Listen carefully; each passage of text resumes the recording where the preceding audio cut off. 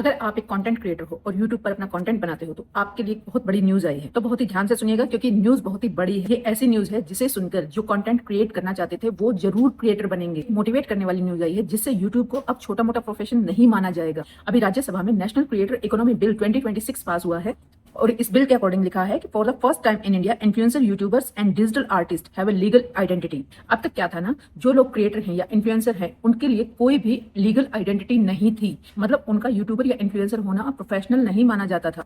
इस प्रोफेशन की कोई वैल्यू ही नहीं थी। इसे लोग पार्ट टाइम जॉब समझते थे। जैसे कोई जॉब होती है उसके लिए कोई पद होता है, सेम वैसे ही यूट्यूब को भी एक प्रोफेशन ही माना जाएगा। अभी तक लोग इसे हॉबी या मजबूरी समझकर ही करते थे, लेकिन अब इसे एक प्रोफेशन बना दिया गया है। इंडिया की क्रिएटर इकोनॉमी जो है वो 1000 करोड़ से भी ज्यादा ग्रोइंग है और बाइंग प्रोसेस में भी 30% का इजाफा हुआ है सिर्फ और सिर्फ कंटेंट क्रिएटर की वजह से। क्योंकि बहुत सारी ऐसी चीजें होती हैं जो लोगों को नॉर्मली नहीं पता होती है, लेकिन उनको कंटेंट क्रिएटर से या किसी इन्फ्लुएंसर से वो चीजें पता लगती हैं, फिर वो उसको जाके परचेज करते हैं। जो डिजिटल क्रिएटर होता है वो लोगों को मार्केट में इन्वेस्ट करने के लिए भी इन्फ्लुएंस करता है और इसके साथ साथ आपको हेल्थ इंश्योरेंस मिलेगा, रिटायरमेंट बेनिफिट मिलेगा और इसके साथ ही वेरीफाइड क्रिएटर इकोसिस्टम मिलने जा रहा है। मतलब अब डिजिटल क्रिएटर के लिए सारी चीजें लीगली होंगी। जैसे अगर उसे किसी चीज का प्रमोशन करना है तो पहले क्या होता था, लोग प्रमोशन करवा लेते थे लेकिन उसके बाद उनकी पेमेंट नहीं होती थी। लेकिन अब उनके साथ ऐसा कुछ भी स्कैम नहीं होगा। मतलब कहने का यह है कि ना तो कोई डिजिटल क्रिएटर ही किसी को धोखा दे सकता है और ना कोई और डिजिटल क्रिएटर के साथ कोई स्कैम कर सकता है। ओवरऑल कहने का मतलब यह है कि अब तक यूट्यूबर को, कंटेंट क्रिएटर को, इन्फ्लुएंसर को एक प्रोफेशन नहीं माना जाता था, उनको एक इज्जत की नजर से नहीं देखा जाता था।